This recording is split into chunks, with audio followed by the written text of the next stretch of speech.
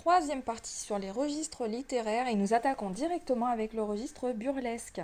Le registre burlesque fait rire et réfléchir face au décalage, donc entre un vocabulaire qui est très familier et un sujet qui est traité, qui est plutôt noble. La liberté, la justice, avec vraiment un vocabulaire très familier. La forme, donc vous allez trouver évidemment un vocabulaire familier, le sujet noble, mais vous allez aussi utiliser beaucoup l'ironie et la caricature.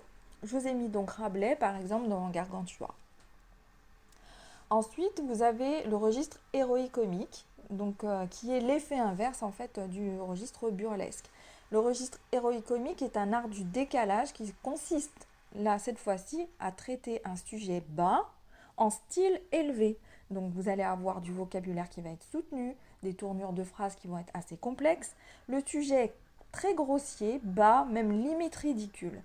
Comme auteur, je vous ai mis Jean de La Fontaine et Les Deux Coqs. Je vous conseille vraiment de lire ce poème.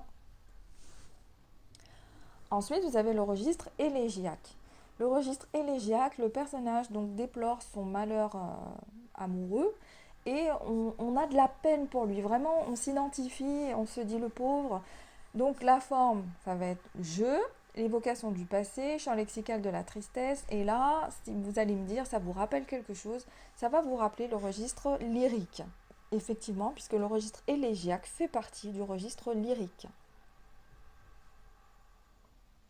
Ensuite, vous avez le registre pathétique. Là, c'est vraiment l'expression de la souffrance. Champ lexical de la douleur morale ou physique, des questions rhétoriques, des phrases exclamatives. C'est vraiment l'expression totale de la souffrance. Je vous ai mis Victor Hugo avec Mélancolia, où là Victor Hugo traite donc du travail des enfants et montre son indignation avec ce registre donc pathétique. Le registre épidictique, c'est louer quelqu'un ou le blâmer. Donc les deux, vous avez les deux aspects. Lorsque c'est pour louer quelqu'un, on appelle ça aussi le registre laudatif. Comment est-ce que vous allez le repérer? Donc des termes subjectifs, il y a très peu d'objectivité. Un vocabulaire mélioratif, donc positif. Un vocabulaire péjoratif, donc plutôt négatif. Des hyperboles, des anaphores, des énumérations. Voilà, donc je vous ai mis Aristote pour le registre épidictique. Voilà, je vous souhaite une bonne journée et à bientôt pour une prochaine vidéo.